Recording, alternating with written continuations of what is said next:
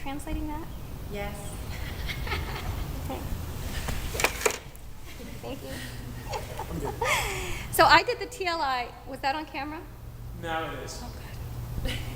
Not the other thing. Just surrender it. So this is such an opportunity for humility, right? Thank you, Lord. So I did the TLI in 2001, and then I did the advanced training in 2003. And then God has just led me into this ministry with these horses in such a cool way. I grew up loving horses, really struggling with how to control horses. And I had always heard this picture of brokenness in relating to breaking horses. So I'm gonna sort of do a demo of how you break a horse to make it serviceable, which is why we break horses, right? And so God breaks us to make us serviceable, right? Okay, well, we might change our opinion about that. But so I want to start with my favorite book of the Bible, which is Job. Job chapter 12, verse 7, and I'm trying to get my camera turned on since I'm supposed to be recording this.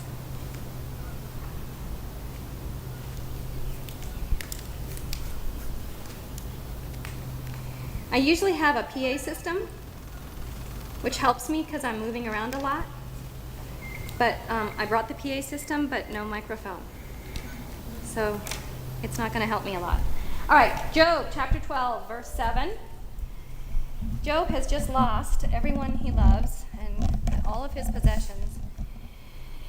And his three good friends are telling him that, he's probably done something to offend God.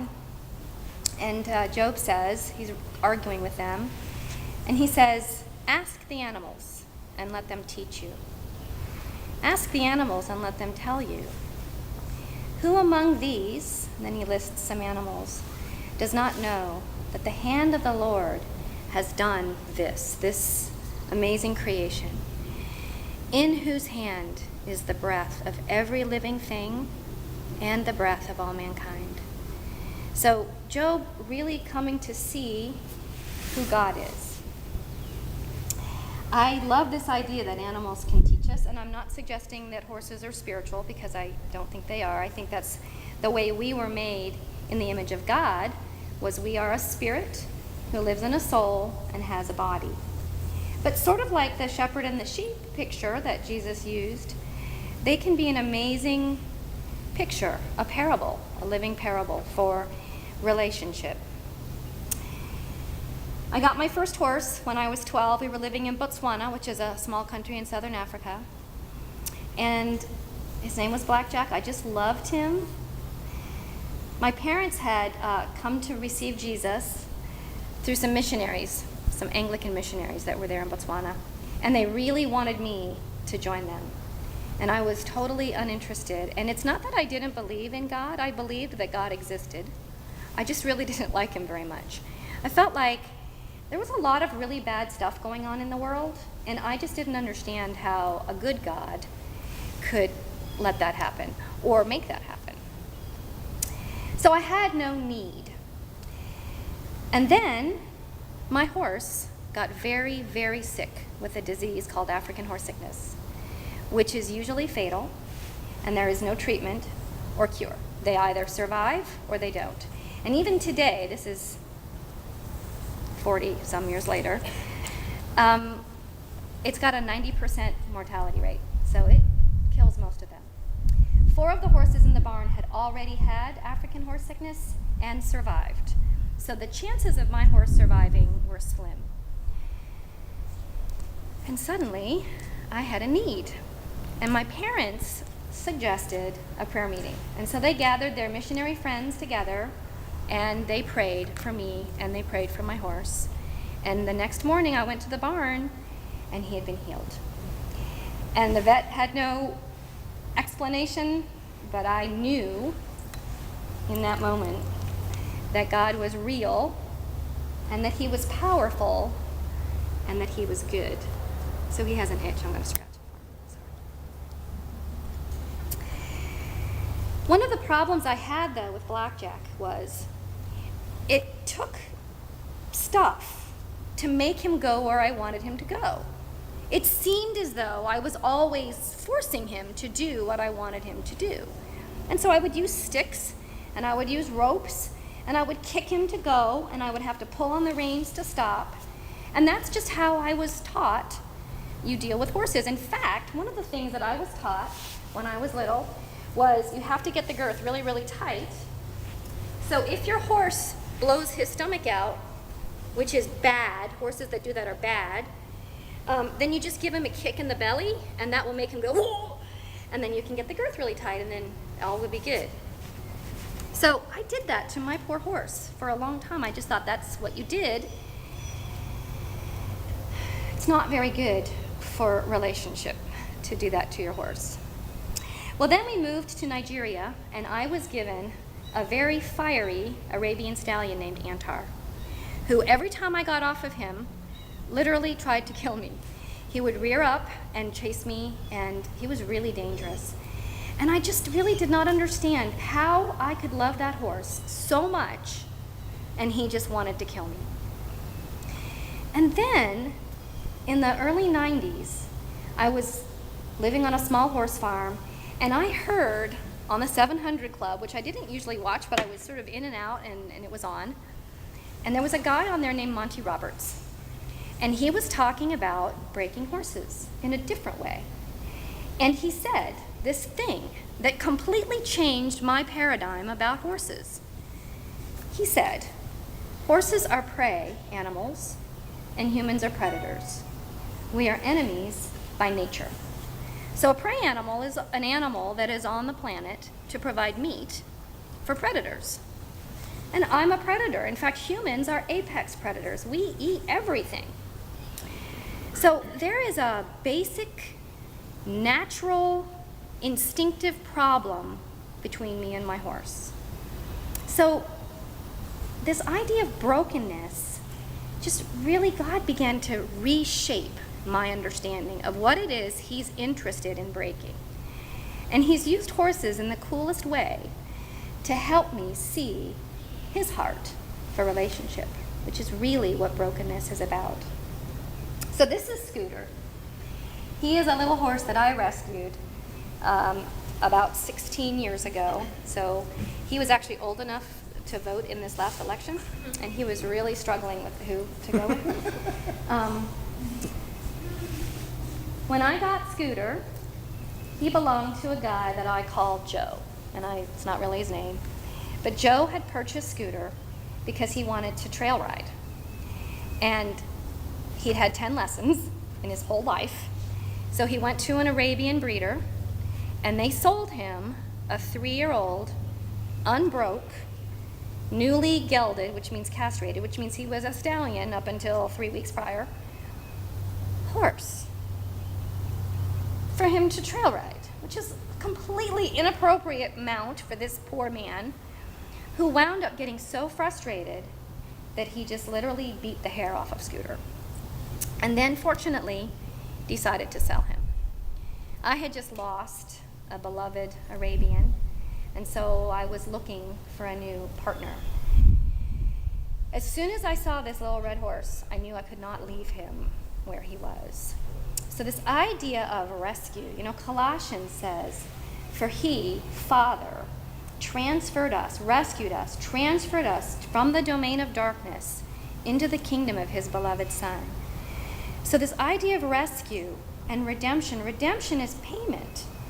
So when I bought Scooter from Joe, I paid cash for him. I gave Joe $500. Joe got to decide how much he wanted for Scooter, and it wasn't very much. So I paid Joe $500 in cash. You could show Scooter $500 in cash. He would be completely unimpressed. In fact, he'd probably see if he could eat it. Because cash is outside of his economy. He has no ability to comprehend cash. So Jesus paid for us with his blood, which I have no ability to comprehend. I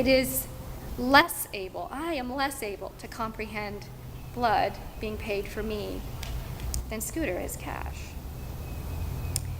But that doesn't mean it didn't happen. It did. And just like Scooter, I was someplace else. I don't remember Jesus' blood being shed for me. Scooter was in the barn when I bought him. It was a transaction that occurred without his ability to initiate or perfect any part of it. He's simply the recipient of it and my grace. All right, so this law of predator and prey. I mean, what a terrible system. I've got this animal that I love, and I really want to express love to him, but I don't speak horse, and he doesn't speak human. So it would be sort of like if we're all sitting here minding our own business, and a lion walks in the door. How comfortable are you with a lion? I mean, even if it was over there, you would be uncomfortable with the fact that there's a lion. In fact, you would be so focused on staying away from the lion, it would be really hard for you to try to establish any kind of relationship with the lion. Now, the poor lion just loves you. He's a vegan lion. He's never eaten human. And he just wants to tell you, he just wants to be with you, but this is how he says it. Rah! Because he's a lion. So when we try to use human language to speak to horses, it's like a lion speaking to me. I do not have any ability. All it does is create alienation. So when did this terrible system start? Because it's terrible. And it is an amazing picture of what occurred in the Garden of Eden. It is an amazing picture of the law of sin and death. So I must break the law of predator and prey in order for Scooter to be willing to be with me. So we have several levels of brokenness that we talk about in horses. And the first level is really, I'm just asking my horse to tolerate me. And often when people come in for counseling, that's kind of their relationship with God. They're all hunkered down and they're just waiting for the next thing to happen. Because really, we are either in the middle of a crisis, coming out of a crisis, or in that little tiny space where there is no crisis, but one is coming and we just know it because that's the way it's always been, right? And if we think somehow that normal, like I don't know if you hear this all the time, but I do, I just want life to get back to normal. Yeah, so what is that exactly? And people usually mean that little tiny space in between crises where they feel okay because there's no terrible circumstance going on. Well, they are completely then in bondage to their circumstance. Now, crises happen, stuff happens, tsunamis happen. But the question then is, who is our peace? Do we rely upon circumstance in order to feel okay? So I'm going to use pressure to talk to Scooter the same way his mother talked to him. Now, as a prey animal, Mom is going to be as gentle as possible with her little baby Scooter, but as firm as necessary. Meaning, if he does not obey immediately, she's going to bite him or kick him or do something else really firm to cause him to move his feet where she's telling him to move his feet. Because if he doesn't, he's lunch. If he cannot keep his feet with that mare, when the bear comes, if he's off wandering around, finding daisies, he's going to get eaten. So the way horses communicate with each other is totally nonverbal. In fact, they only have one word. They are vocal. They say one word. Anyone know what that word is? Neigh, which means no. So, and I'm kidding, of course, but I do think it's funny that the one word they say is no. Sorry, not doing that.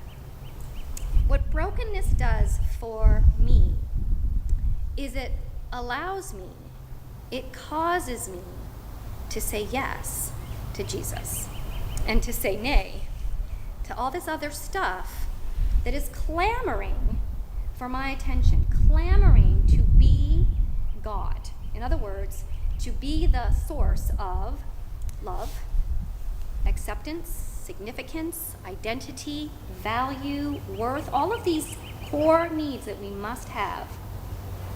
There's a lot of stuff out there claiming that they're it. In the Garden of Eden, when God gave man the choice, the tree of the knowledge of good and evil, or the tree of life, we chose the tree of the knowledge of good and evil, which is death. It is an amazing picture for this rift. This predator-prey picture is an amazing analogy of the rift that opened up between God and man. And just like man, Scooter has no ability to initiate or desire a relationship with me. So I'm not going to hammer on this too much, but to me the rope is a really cool picture of law or religion, because I'm going to use it to try to make my horse do stuff. But what I'm really interested in is bringing him to this understanding of his need, and to help him see that he needs me. So the way I do that is I put him in a round pen. To me, the round pen represents time. Time is a container that God made for us. Horses have no ability to comprehend that they are running around in a circle. I think that's so cool. Because I think when we get to heaven, we're going to go, oh, that thing, time thing, that was a circle.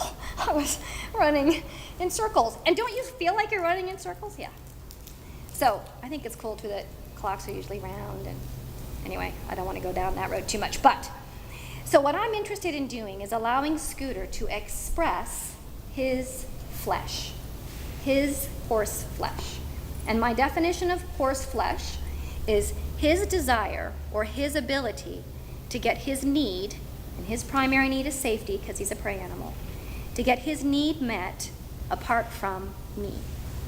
So I'm going to use pressure, we would call it trial, suffering, and I'm going to let him loose in this round pen called time. And the first few minutes, he is spending a lot of time looking out because he's convinced that life, what he needs for life and horseliness, which is safety first, is out there with his herd, because that's what it's always been for him.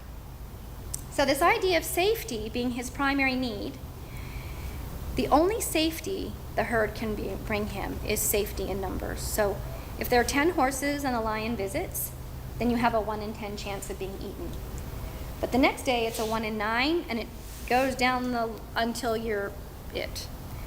So what I want him to know is not just that I'm safe, but that I am safety. I'm the source of safety. So I'm going to just play with him a little bit. So when I first got him, are you awake? No. He says, I'm not awake. Hello? We're moving this way. Don't hurt yourself.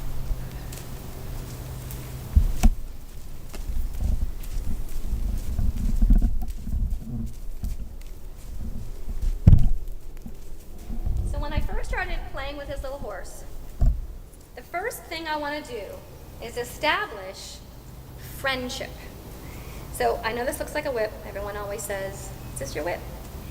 The first thing I want to do is have my horse able to really get connected to what my body is saying, the amount of energy I have in my body, and I don't mean weird energy, I just mean, am I going somewhere or not? So I'm just going to play with him, keep my energy really low, and what I want for him is to be able to not just tolerate, but start to really accept a lot of rhythm, a lot of chaos. Life ever feel kind of rhythmic and chaotic? I want him really so connected with me that no matter what's going on outside, it's okay. Because he's got his eye on me. And if I'm okay, he's okay. So I think about, wow, it's snowing. When life gets crazy, and it does, I'm like, all right, Lord, stop slack on the ground. I want him to be able to keep his feet still when my feet are still, and move his feet when I'm moving my feet and asking him to. That's how horses communicate with each other. Then I want him to be able to respond appropriately to pressure. So I want to be able to talk to the different parts of him and have him know how to respond. Once he starts to get really connected to my heart for him, once he starts to really believe that I am for him, then we can have some freedom. Or lots of freedom. Because it's no longer the rope that's causing my horse to stay. It's that he genuinely believes that I am safety, no matter what is going on outside.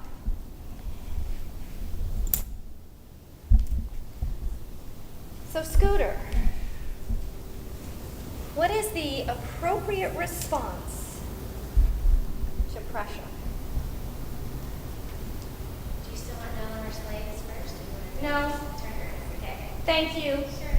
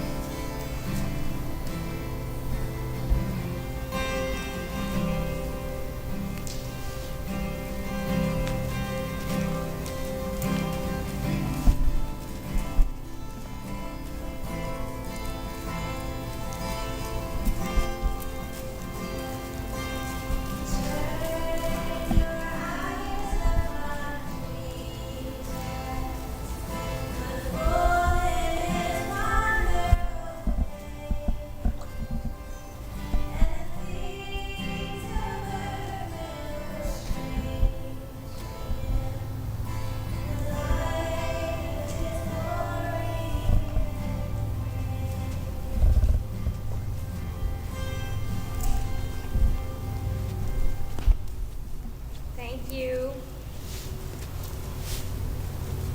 This idea of time being round is so cool because as he's going around, horses are completely different from us. They have binocular and bilateral vision. So he can see out of his left eye and out of his right eye two totally different images and process them, which is mind-boggling.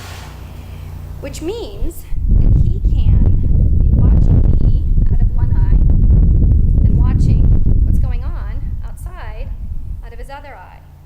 Which is how I spent so many years of my Christian life. I had one eye on Jesus and one eye on the world, and I was spending a lot of time running around this little round pen trying to figure out the right balance of where I should be looking. What I want is two eyes. He's looking out there going, there's a horse out there. Yes, we're on a horse farm. Did you not know that? So for me, as I really struggle with perfectionism and people-pleasingism and fear of man and all that other stuff, it is so cool for me to see my little horse not behaving perfectly. In fact, this whole idea of, good and bad, horses, Sometimes he likes to swing. Okay, thank you. This whole idea of good and bad, people say my horse was really good today or my horse was really bad today. Horses have no ability to make moral choices.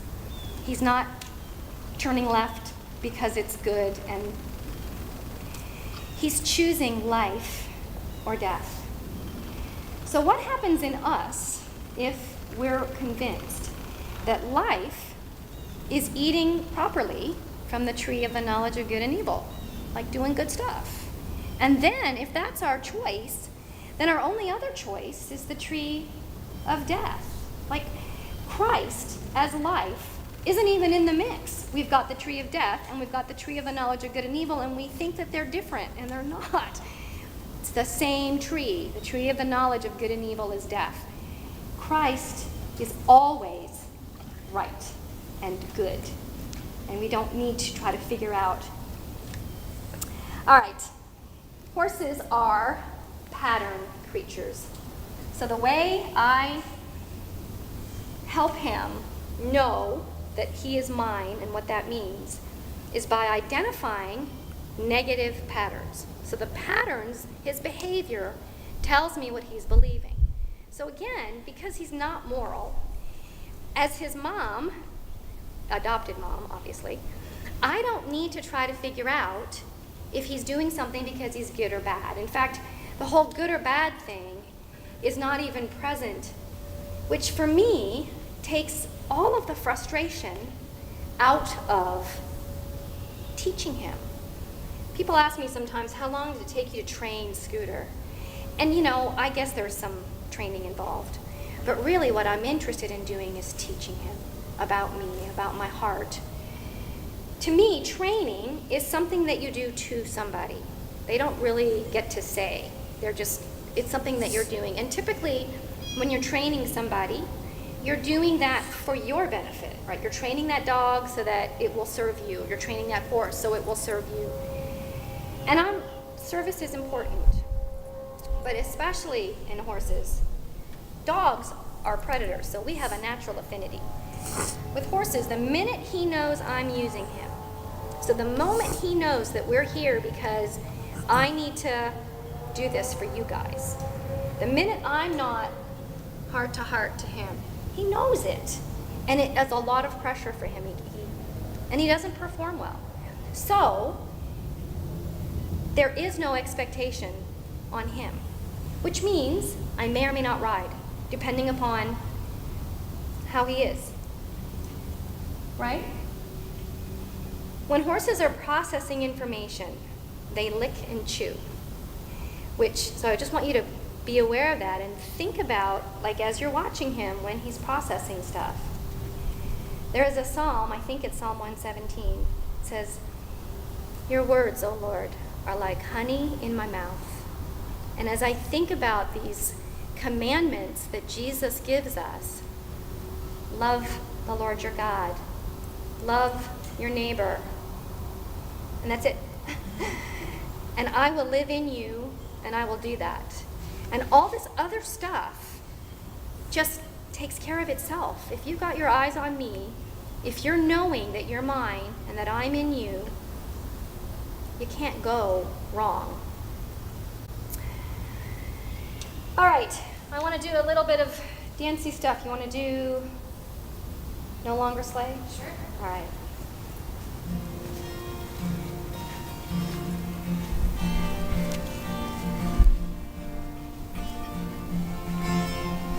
You need to wake up.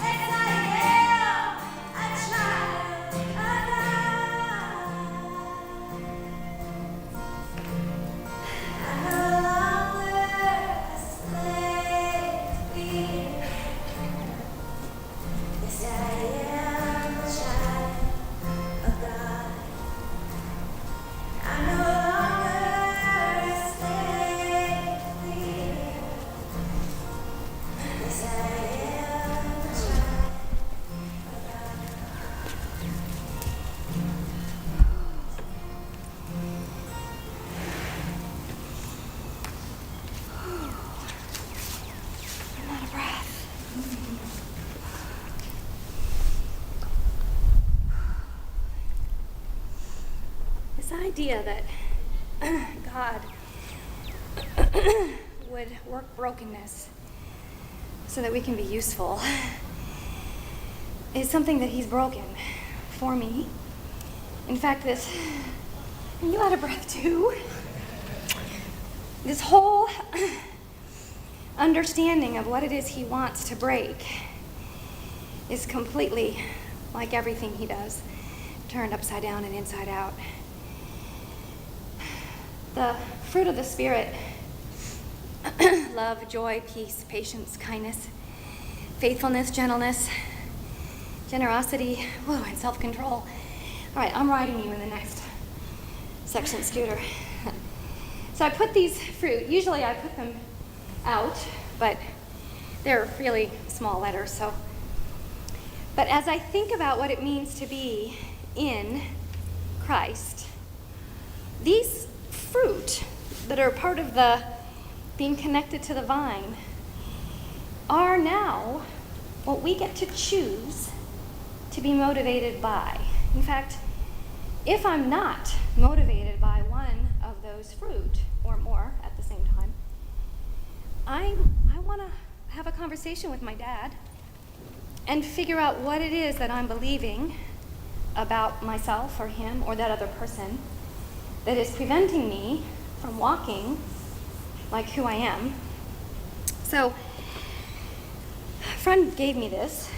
I just love it. So, it's a box. To me, it kind of represents God in a box. So, often we have God in some kind of a pattern of belief, right, which I'll call a box. So, when I first opened this, I was like, oh, cool. Another box. So, this is Father.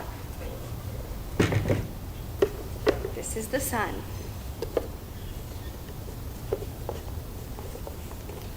He's not hard to access, I swear. This is me. This is him. So whatever happens in my life, it has to first go through Father and the Son into me to find me full of him. So these boxes that I have around God and myself and others, he's completely broken them. He has broken the law of sin and death. The way he ransomed us, rescued us, was by breaking the law of sin and death on our behalf. When I think about, how rescued am I? I'm not God, I know that. How rescued is Scooter from Joe? Like, is Joe ever gonna even see him again? No.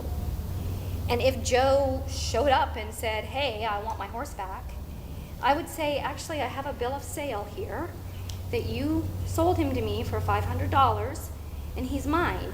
Get out.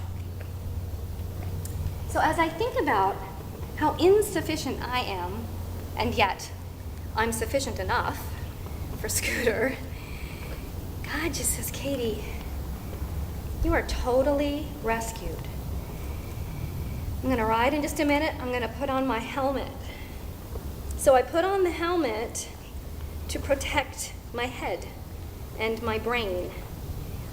God talks about this helmet of salvation. This helmet of salvation is not just that we've been saved from hell. We have, and that is true. But the definition of hell is separation from God. Now, hell is eternal separation from God, but we can still experience all of the rubbish, I don't want to call it fruit, of hell here. The moment we think we're separate, that somehow we've stepped out of his will, or somehow we've done something. I remember the first time I went to a grace counselor and I was complaining about somebody, and they said, well, Jesus knows all about this. And I was so offended. It's like, really, this has nothing to do with Jesus. This person is being a total jerk. It's got nothing. I really didn't understand that it's not our struggle against flesh and blood, but against principalities and powers. I don't have time to go into the book of Job, but it really is my favorite book because I think it's a paradigm buster. And if you read the first chapter, you'll see a man who was completely consumed with his kids. He was constantly, the book says, continually making sacrifices to consecrate his kids, these are grown kids, in case they had done something to offend the Lord. So his fear, I think, was really fear. When the Father talks about he was a man who fears God. And so God really sicks Satan on Job. I mean, God is the one who started that conversation with Satan. He said, hey, have you noticed my servant Job down there? And Satan was like, yeah, but I can't touch him because you've got your hand on him and you're protecting him. And God says, well, yeah, you can have him for a while, but you can't kill him. But you can do anything else. And he does. Go back and read the first chapter of Job. Like, it starts out, you can see this pastoral sheep and cattle, and Job is out there, and he's just looking over his beautiful land, and he's got his 10 kids, and they're all feasting and having a great time, and literally, within 5 minutes, he's had 4 servants come. One from the north, one from the east, one from the west, one from the south. And they come, and before the first one has finished talking, the second one is there and says, you will not believe it, I was there, and this rain came down from heaven, and all the cattle are dead, and all the camels, and I alone have survived. And it just gets worse and worse until the 4th servant comes and says, I was with your kids, and this huge wind came, and it knocked the house down, and they're all dead. And so everything he was holding on to as life was squashed in like an instant. And the first thing he does is he sits down and he worships God. And that, talk about a paradigm. You know, my picture of worship is listening to Matt sing, and I can't help but raise my hands because the music is so beautiful, and that is worship. But worship is really saying, God, you are God, and I am not. I think part of the reason when we hear beautiful music that we just can't help but raise our hands is because it's in that moment that we are emotionally, physically lined up with what is most true spiritually, and it feels really good. So our emotions are there to help us know what we're believing. When we're standing, listening to Matt sing, and we can't help but raise our hands, it's because he is reminding us of truth, and we're all in. And Job is sitting there on the ground with all of his kids dead, having lost everything, and he's all in. And he doesn't even really know God yet.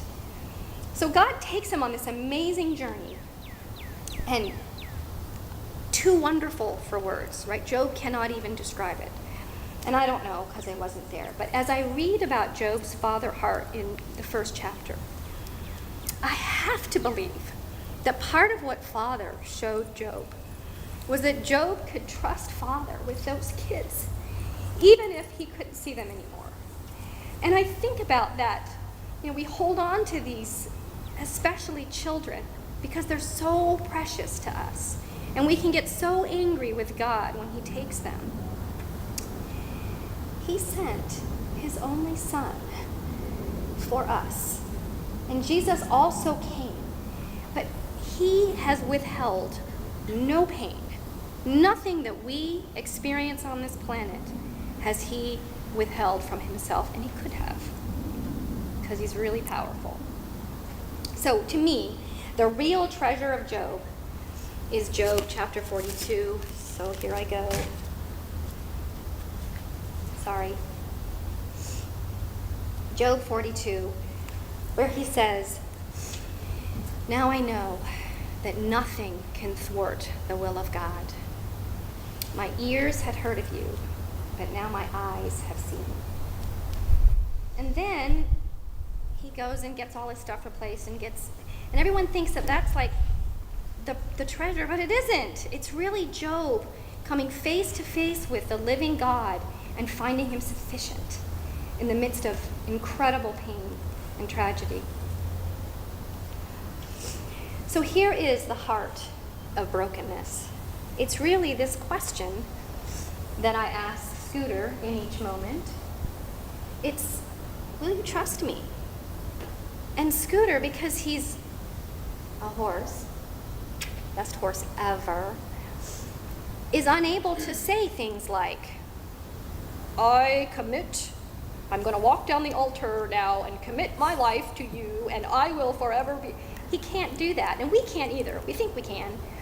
But if that's our source of commitment, we're going to find ourselves in trouble and on that treadmill. It is a moment by moment, me proving to Scooter that I am life, that I am safety, that anything he needs is found in me. And those are still interesting out there. He loves being with horses. He loves eating. But he is so convinced that I am his, that he is mine, that I am powerful and good, that he'll leave all of that stuff if I ask him to. And every morning, I go out to my little backyard, and as soon as he sees me, he comes running. In fact, it's a really cool picture to me of evangelism. We had a horse at the farm for a while. His name is Toby. I don't know what happened to Toby, but it was terrible. And he could not trust. And one day, I went out and I called Scooter, and he just came running to me. And Toby started running to me also. Not because he was focused on me, but because he was thinking, whatever Scooter's got, I want it. And it was just a really cool picture. All right, I'm gonna dance with him. You wanna sing your beautiful songs? And before, hold on, we wanna thank Emily because she's gotta leave at 3. So thank you. She might just sneak out. But yes, thank you.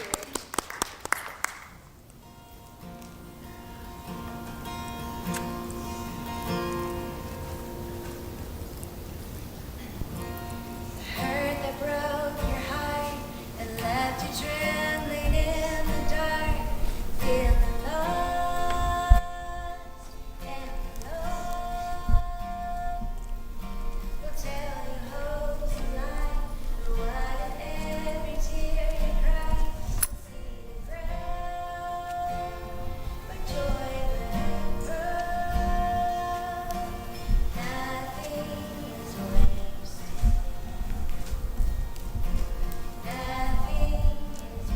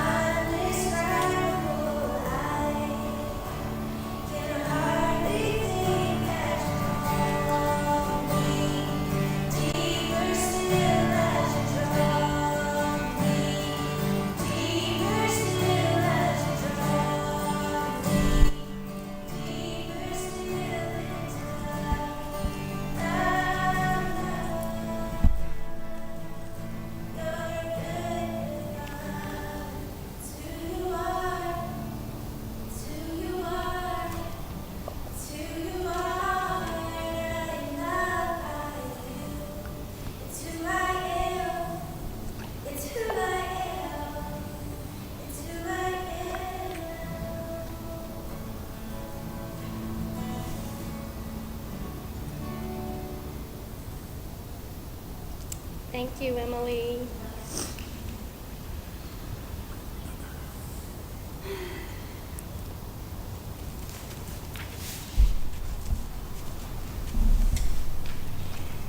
Can we end with a quick prayer? Ask the animals. Let them teach you. This whole idea of teaching, and it's something that we need to ask. Like, God is a gentleman. He doesn't just bust his way in. And it's something that we need to let happen. So this idea that this sweet little red horse can be a modern day shepherd sheep picture is just so over the top for me. So let's close with prayer, and then I'll take some questions if you have any. Lord Jesus, thank you that from the foundation of the world, you knew each one of us. We were in your heart and on your mind. That you were the lamb slain from the foundation of the world. I thank you for horses. I thank you for this world that you've created. I thank you mostly that we are yours, that you have received us, that you adore us. And my prayer, Lord, is that we would be reminded, that we would ask and allow ourselves to be reminded each moment in anything and everything we see, that it's all about you, and you are enough, no matter what occurs. Thank you, Lord. We love you.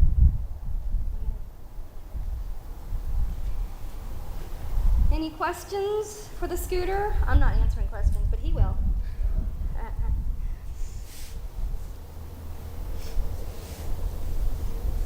Any horse people here? Are you a horse person? Yeah, our oldest daughter is too. She bought her first horse when she was 12 years old. That's kind of a good age. Yeah. So what are your thoughts? I loved how he doesn't even have to keep his eyes on you though.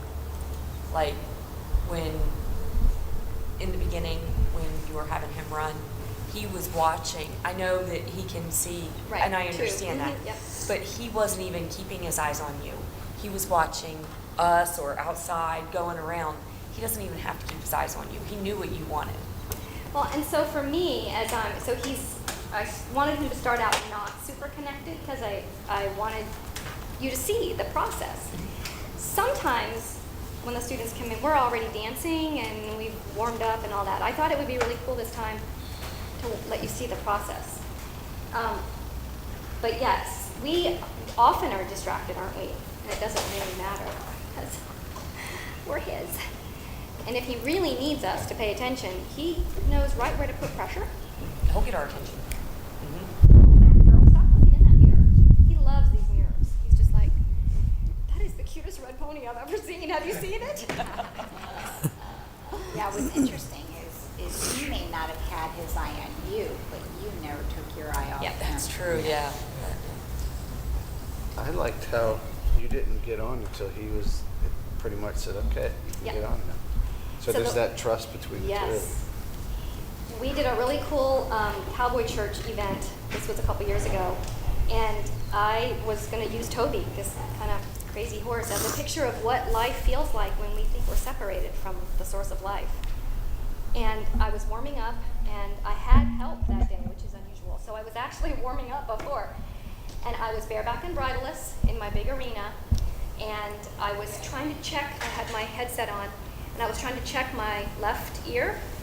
And so he was galloping, he was going fast, and I was focused on, because I'm not God, I'm a person, and I can only do one thing at a time, and I fell off. And no one's ever ridden this horse but me. I've never fallen off of him, and I hadn't fallen off since I was about 15, so it's been like a really long time. I think I'd forgotten that I could fall off, which is a bad thing to think you can. He was so undone by my falling off that I couldn't get back on him. And so I didn't use Toby for the image. I used him because it was an amazing picture of what happens when we think we've done something that's caused a separation between me and God, or us and God. And so I actually didn't even get on him during the Cowboy Church thing, and what we did is people would come to my farm and we would do this little service, and then we would have a potluck. And so I just put music on, and I just played with him. And the way he lets me know that he's ready is he turns his neck around and he sort of softens his body in a way that lets me know that he's not over there emotionally. He's connected to me. So that was very perceptive. And yeah, I'm not going to get on him. And it isn't just a rapport thing. It's a safety thing. You shouldn't get on a horse that doesn't want you on their back, because that's a different kind of brokenness. Thank you. Anyone else? Any other thoughts or questions? What is your ministry, really? How does your ministry work? Such an excellent question. I have no idea. We're actually very much in transition right now. We've moved from, I had a farm for years, and that's kind of was our ministry hub. And we had programs for teens, and I did counseling for women. What I'm finishing up right now is a video program called the Brokenness Project. So I'm going to be releasing videos and doing some classes online, and I'm super excited because I think it's a whole new way of sharing this message when I don't have much facility right now. Did I answer your question? Okay. I get distracted. Anyone else? How long did it take How long did it take me to guys- train for Scooter? you guys to have the connection? Well, when I got him, he literally had the hair beaten off of him in places. So it took me 5 months to just be able to even approach him in the field. So I spent months out in the field, sitting on a bucket with a bucket of grain, and just being small and not scary and no pressure. And then, so I got him in May. In October, he finally was able to come voluntarily. I don't ever want to catch my horse. I really always want them to come. And if they can't come to me, it tells me that there's something they're believing that's not true. And so I really want to address that. And so in terms of obedience versus compliance, the traditional way I played with horses was I was really focused on compliance, and so obedience, which you can only be obedient if you're free. Otherwise, it's just something's making you do it and you have no choice. So once he was convinced that I wasn't going to eat him, because that's the first thing you have to convince them, then the next step, so that's rapport. The next step is respect, where he needs to now believe that I'm not going to eat him and I'm good or safe is really his core need. And then I need to be able to use pressure in a way that he is able to understand what I want. So I want to be able to communicate my ideas to him. And so today, part of what I was noticing, so horse person, you might have noticed, he was cantering on the wrong lead a lot, which tells me that he's kind of out of whack. So I don't know what that's about, but it doesn't really matter. But what I want is to be able to be as gentle as possible in all 5 zones of the horse. So when I first start, this is kind of where we usually hang out with a horse, is on this side, in this part of the head.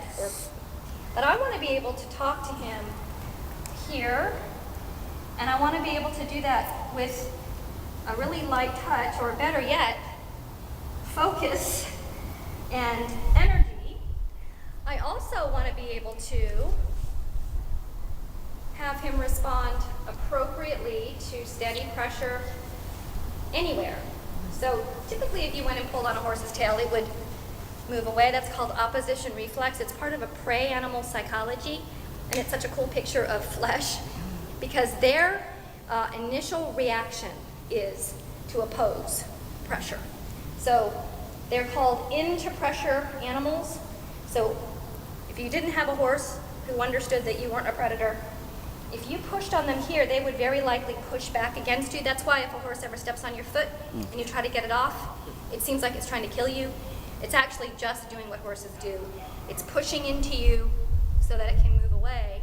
The reason they do that is because if I was a bear and I grabbed him right here and he moved away, I would open him up and he would die. So they push into it and then they move away from it. So the appropriate response to pressure, and he's kind of going inside himself, he's not blinking. You guys ever do that? He Okay, blinked. God. Not today. Not yet, anyway. So when he does that, I just want to put my hand on his head and just, hello, earth to Scooter. And his blinking will tell me that he's back with me. If he's not with me, it's going to be very hard for him to respond appropriately to pressure, thank you, in all of his zones. Once you have that connection, once they understand that you understand how to move their feet, then it's really just a matter of how do I communicate now that I want you to go this way, or that I want just your front to go this way, or that I want you to go this way, but keep your body straight. All of those sort of nuances just become part of the conversation. As soon as I have a horse, I don't care how scared he is, look at me with two eyes and ask me a question, I've got him. Because now we're having a conversation. I'm not training him. I'm teaching him, and we're engaged in this. It's a dance, really, this moment by moment, choosing to say yes. He wasn't saying yes to me every moment during this dance. I was like, where are you, mister? He's like, oh, I think I'm over there with the butterflies. It's okay. He's no less mine. He's no less loved. It makes no difference. So, did I answer your question? In terms of time, it took about 3 years to get to a place where he was really convinced in almost every moment that I am life. This is a very cool example of how us as children of God, it literally takes a lifetime for us to be comfortable with the idea that God is in total control, not me, fully functional. Yeah, and it is a moment by moment thing, right? We can walk down the aisle and commit and recommit and do all, and those are not bad things to do. But the bottom line is the faithful one is him, right? He's the one who says, okay, that's it, you're mine, done. Yeah. We're the ones who, it is a moment by moment unraveling. And if we don't understand that God is not bound in time, then we're going to have a hard time when those moments come, that 3 o'clock phone call in the middle of the night, or that conversation with the doctor, or whatever those moments are that make you go, I'm done, or my kid is done, which is even worse than being done yourself.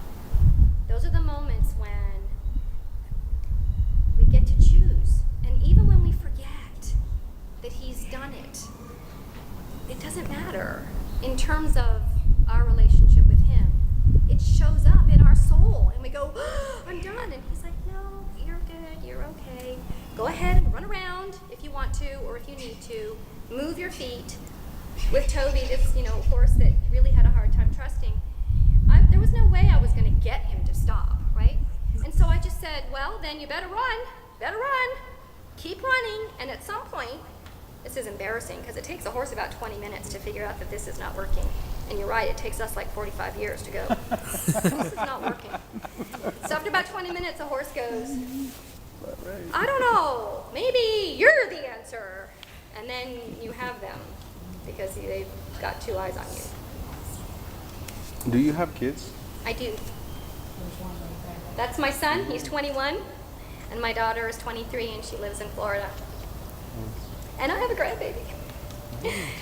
Congratulations. I don't look old enough to be a grandmother, do I? No, you don't. I went and bought a bottle of wine the other day and they did not card me. Oh, that's always disappointing. I said, you're not going to card me? He said, well, I can. Like, no, it's too late now. Ask them to do it. They card an 80-year-old because they have to. Who does? Wegmans. Wegmans. I will shop at Wegmans. Nice. Any other questions? Thoughts? You're just stunned? One of the things that's so beautiful about the picture of watching him respond to you, and you are the connection between the two of you guys is just the beautiful freedom that is happening, and you are enjoying it, and it certainly looks like he's enjoying it. And so oftentimes we have this fear of surrender, that I'm not gonna like the outcome, I'm gonna miss out on something or lose something, and that totally is not even in the conversation in what you guys were doing. So that's really cool. Thank you. That lie, actually, that you're going to miss out on something is the oldest lie. Yeah. Oh my goodness. At least Satan isn't creative, right? Just uses the same stuff. It's the same material. If you can figure it out, you have a chance to identify it. Can you adopt me and teach me how to write down? That's so cool. I'm not taking any more children. At No this more point. children at this time. You're a big child too, so. I do have students, although not right this minute because I'm really finishing this this video course. But another question I often get is people ask me if Scooter is for sale because they see this and they're like, "Oh, I want to have that horse so I can, because it's all about training in their mind." And it's such a cool picture of this idea of value and who gets to determine our value. Because when I bought him from Joe, he didn't think he was worth much because it was all about performance. He's mine now, and no, he's not for sale for any amount of money. And this idea of redemption, Jesus has said and demonstrated that we are worth his very life. And that just blows my mind. It's so mind-blowing that it's almost overwhelming in terms of we just stop thinking about it. And so he uses Scooter all the time to remind me how much he loves me. It's cool. He's a sweetheart. Isn't he though? So his personality, because horses have personalities just like we do. He is a left brain, which means dominant, extrovert, which means blah, which means basically he's naughty. Like when he gets bored, Terrible 2-year-old. yeah, he's like, I'm just not doing that. So for me, when I first got him, he looked very right-brained, which is fear. So you have a right-brained introvert and a right-brained extrovert. A right-brained extrovert, most racehorses are right-brained extroverts. They can't stop moving their feet. And right-brained introverts get really stuck and kind of stary. People like this. And then left-brained horses tend to be dominant. Left-brained extroverts are like, I'm walking on sunshine, woo! And then left-brained introverts are like, how can I kill you today? And they're always like 3 steps ahead of you.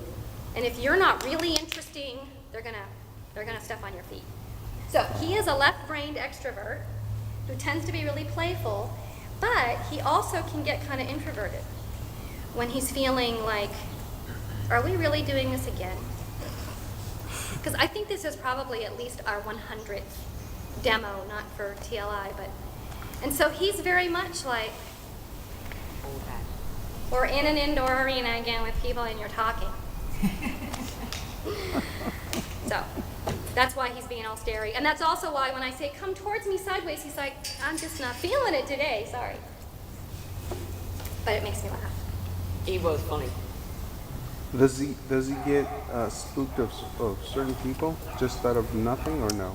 What's really cool is he used to be really afraid. In fact, the first retreat, we did a 1-day retreat. This was maybe 6 years ago. And I had this platform. And there were probably 35 women there, and he stayed on the platform the whole day. And so I was up here, and he did everything I asked him to, but he was like, yeah, I'll just be back here, call me if you need me. The second one I did, he stood right behind me the whole time. And then the third one I did, he was like standing right here. Can I turn the pages on the... It was really cool. So to see him start to have healing and enjoy being with people has really been fun. And men, were scary to him for a while. He's fine. Now he's kind of aloof. Like people ask all the time, can I pet him? And he says, no. So, but he's not doing it because he's scared. He's just doing it because he can. Thank you. We rescued a llama several years ago, and she had been beaten very badly. We did not know it when we Right, got her. right. And she was petrified of my husband and my sons. And at the time, Ethan was probably like 6 years old. Cusco knew to run the second she saw him. And it was so sad. We did not know that she had been abused that badly until it came time to shave her during the spring. Oh. And I started seeing scars all over her. That started putting two and two Right, together for right. me. Yeah. And it broke my heart. I just don't understand how anybody can treat anything, especially an animal, you know, like that. It just broke my heart. I think it's this whole frustration thing. This, you know, the opposite of peace really is frustration. The opposite of patience is frustration. And so when we need that animal or that child or that other person to do something in order for us to be okay,